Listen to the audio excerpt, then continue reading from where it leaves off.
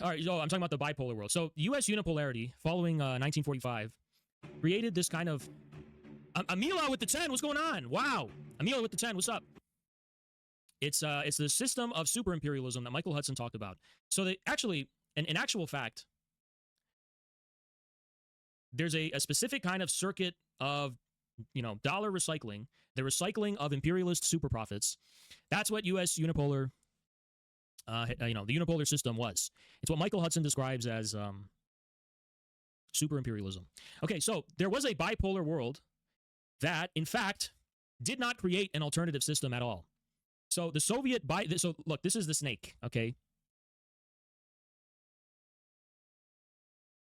I'm going to leave out the E because this is how according to psychologists, when you spell shit wrong, people remember or something, right? The snake. Ribanya with the 5, what's up? Okay. This is the snake. So the other world in the bipolar world, it was just a kind of asymmetrical resistance. The Soviet Union would just bite, it'd be a thorn in the side of the US. That's all it was doing. The communist world didn't create an alternative system whatsoever. It created a kind of irregular economic, political, especially political warfare to cause instability and chaos. Versaz, what's up with the 10? The Soviets were basically, this is what JFK was talking about the armed guerrillas by night, causing chaos and revolution. The Soviet Union was trying to fuck up the entire US-led Bretton Woods system, and they were doing so primarily through political means. So economics was an extension of politics. That was the Cold War, okay? So the Soviets were mounting a resistance and just trying to tear the system up, waging an asymmetrical war with against U.S. unipolarity. So the bipolarity is kind of misleading because you had U.S. unipolarity and then you had the Soviets trying to resist it. Well, Soviets were resisting it in vain. I can't talk about this in depth too much because there's so many nuances, but it was in vain. The U.S. system actually turned out to work pretty well, the system of super imperialism. And its form of development was just more complex than the Soviet kind. More complex, more robust, more dynamic, yada, yada, yada.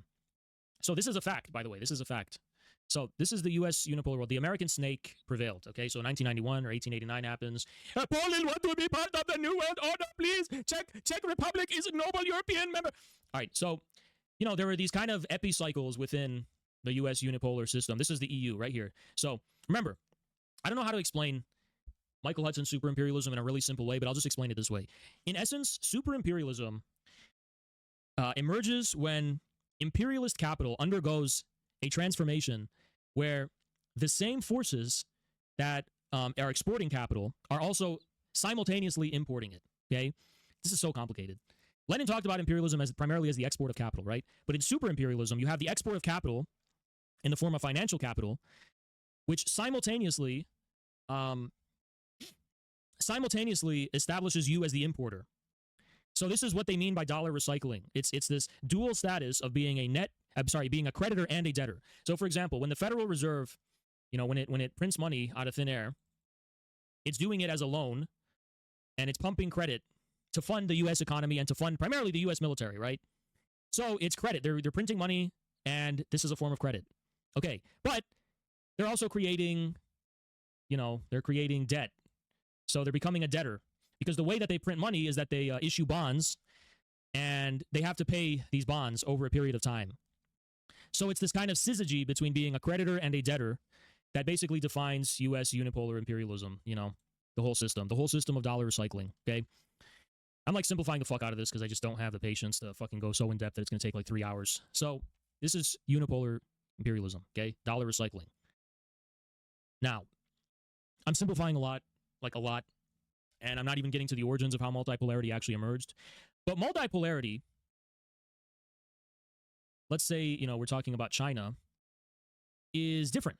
Within multipolarity, the same logic of, the simultaneous status of debtor and creditor is used as a mechanism not for the accumulation of capital. So this is all about the accumulation of capital. Okay, this is all the accumulation of capital. But for example, if you're the People's Bank in China, there is a recycling mechanism that's going on. Okay, there's so much complexity here because they have a dual track currency system, and I don't want to have to get into the nuances of how they use their foreign exchange currency to fuel this process. It's really complex, especially how that interfaces with U.S. unipolarity. But just know this: China kind of does the same thing that the U.S. does, but it does it for a strategic purpose. So let's just say strategic internal development, capital, The system that's represented by U.S. unipolarity is just to accumulate capital. So it has its origins in Anglo-Saxon liberal capitalism, right? Where the whole thing is a profit motive. I mean, the linchpin is just capital accumulation, right? But it's also being used to fund the U.S. military. Okay. Well, China takes the logic of polarity, U.S. unipolarity. This is a polarity.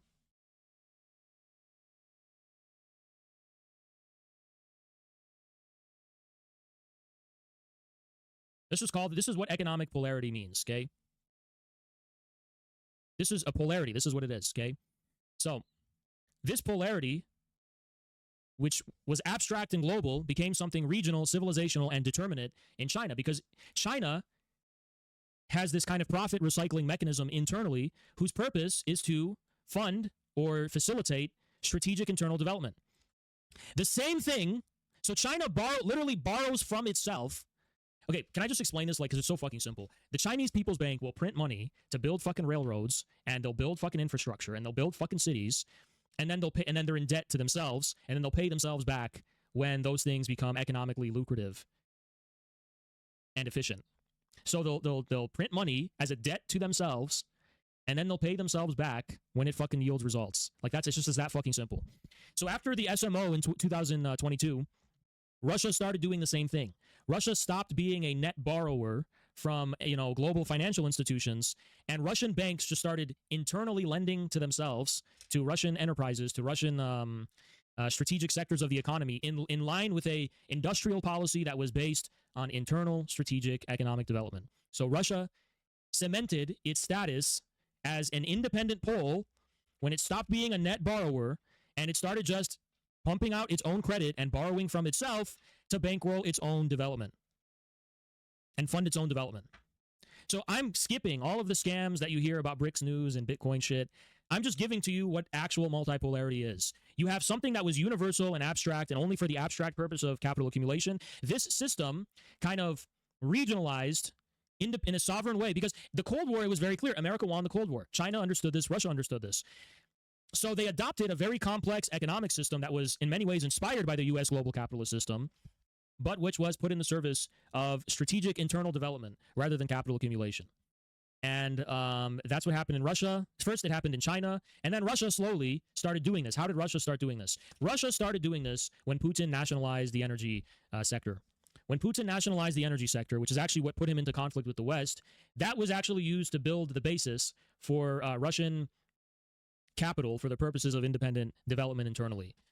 And Brazil, which is supposedly another pole, is regarded as a pole because they did the same with Petrobras, with their state-owned oil company in Brazil under Lula. I have a lot of criticisms of Lula. I'm not saying he's a champion of political multipolarity, but economically, you see something similar in Brazil because of that. So how many poles are there? Well, you have to analyze the economics. You have to analyze, is the country a net borrower? How is the country bankrolling its development? Is it borrowing from the IMF? If you're dependent on the IMF, you haven't established your own pole. But if you've created a sovereign basis of the dispension of credit for the purposes of independent development, and you've created this kind of recycling mechanism of profit that facilitates internal development, you've created a pole. So that's what China and Russia have. So this is the essence of multipolarity. It's primarily a emergent economic tendency within the world. It's not necessarily a geopolitical reality. It is first and foremost a change in the global economic system, which is objective, and it is objectively true. Would you say the IMF itself is a pole? Well, if you've been paying attention, this is the unipole, which the IMF is a part of. It's the unipole, okay? The reason there's no longer just a unipole, and there's also other poles, is because of something that happened in terms of the development of economic systems. So yes, the IMF is a pole, but it's not one pole among others. That's the difference. For the IMF to be one pole among others, like within multipolarity, it has to be employed for the purposes. How do I explain shit to people? Like, do you need Hegel to understand this? You take what you fucking have because you're probably a large country or a large region. So whether it's oil, whether it's natural wealth, whether it's capital, whether it's skilled labor or something, you have it. It's yours. You use that, okay, to create the basis for dispensing and creating credit, which indebts you to yourself to facilitate industrial policy and strategic industrial development. That's not what the U.S. does, though. What the U.S. does is that it originally kind of had that for its industrialization period in the late 19th century and after. But when it started becoming an imperialist power, as per Lenin, as Lenin understood it, what the U.S. does is it prints money that is not backed by anything, like unlike Russia, which is backed by its own oil assets. Now, technically, it's backed by Aramco and it's backed by Saudi oil or something, right? But you see how this is just abstract and global in scale, unlike Russia and China, whose own pull is based in like what they themselves can control and have themselves regionally. The U.S. form of capital. Okay, put it this way, right? U.S. Economic polarity and global capital is based in natural resources, supply chains,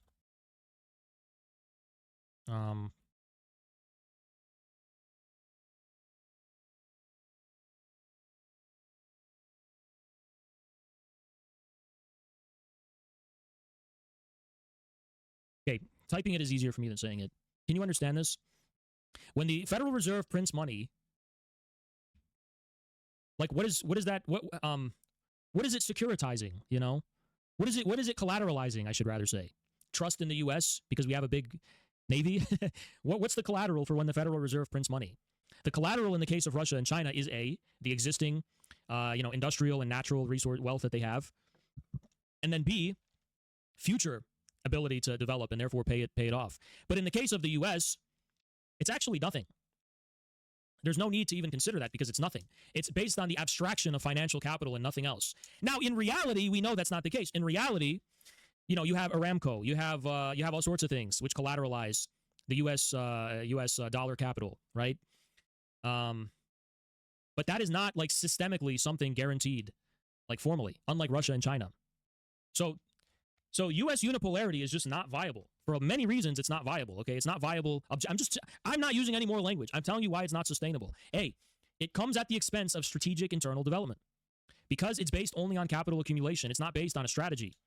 So it comes at the expense of prosperity at home, which is something we've been seeing, okay? We've been seeing that for sure. Like, most definitely, right? And then also you have the problem of control. It demands an extraordinary degree of control over global natural resources and supply chains.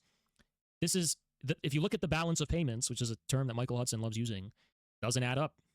The cost of maintaining this form of capital is just much higher than what it can yield in terms of the bottom line, in terms of profit. This is why the U.S. is $40 trillion in debt. Because the U.S. needs to control, because it's not guided by a strategic economic policy of development. It has to control Saudi oil. It has to control, or limit, I should rather say, the extent to which EU industries can develop. It has to do all sorts of things that require the backing of the U.S. military and maintaining thousands of military bases across the world and engaging in armed interventions around the world. It's just not viable. It's just not something that's sustainable. It's just not. It's really just not. I mean, the balance of payments doesn't add up. It just doesn't add up. So that's why, the U.S. is marked by systemic dysfunction. And ultimately, the system can technically keep going forever if human beings just don't do anything about it. But it's going to come at the cost of the system being solvent. And eventually, it's going to come at the cost of Americans being able to put food on their table. When Americans can no longer put food on their table, there's going to be civil unrest internally. And then second of all, when enough actors globally start getting pissed off, there's going to be military confrontations, which the U.S. will probably lose because it can't fight the entire world. So this can't go on indefinitely for those two reasons. Unless the population does nothing while it starves and dies and just dwindles, So this is the reality. Okay, so I hope you have an understanding of multipolarity that is better than what you had before.